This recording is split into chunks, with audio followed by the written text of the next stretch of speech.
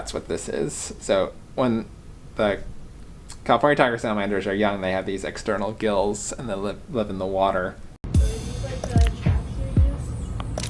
Yeah, that's one of the kinds. So you put sardines in this little pouch, and then reptiles and amphibians I find very exciting, just because there's so many different unique species, each have their own adaptation.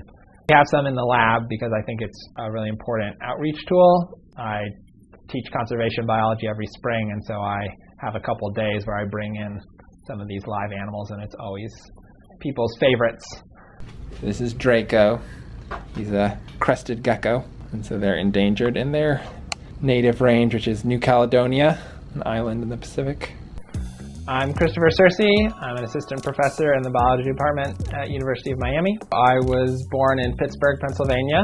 My grandfather actually studied salamanders, so every summer we would go visit him. He had a summer house in the mountains in North Carolina, which has the highest salamander diversity in the world. And, you know, as a little kid, you go out at night with a headlamp, and you get to actually grab live animals. From a pretty young age, I decided that that's what I wanted to do. I wanted to be a herpetologist.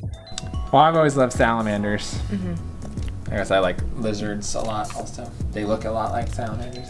When I arrived in graduate school, this is like the first week I arrived, is at UC Davis. My professor said, I've set up this giant drift fence array. The postdoc who is supposed to run it is leaving for a new job. Would you like to collect the data?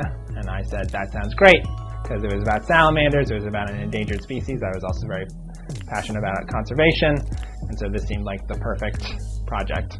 And so it was a lot of field work. I also liked being outside a lot. Sometimes it was on the worst possible days, because maybe it didn't stop raining during the night, and it's, you know, a huge, very powerful wind storm the next morning, but I just really liked it, and so I continued doing that.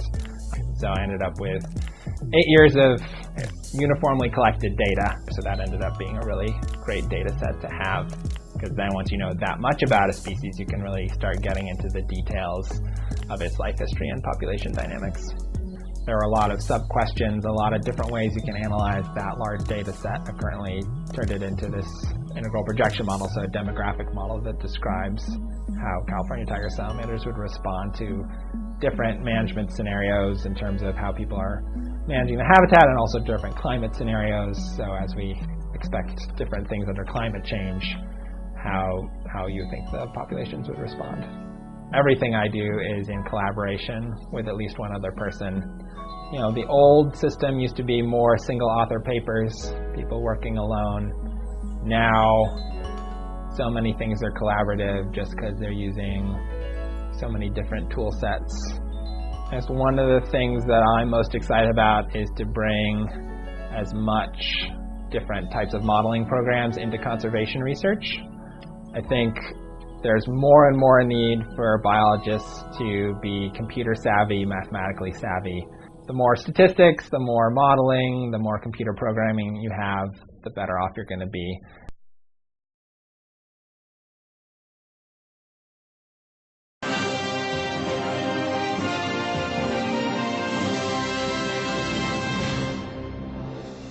I'm Sal E. Mander, live for KCTS News here in Santa Rosa at the site of a horrific massacre of a number of salamanders. Is there anything we can do? Eureka! What's the big fuss, Mr. Manager? I know how we can save the California Tiger Salamander from going extinct. The habitat loss of the California Tiger Salamanders have given them little chance thanks to us humans.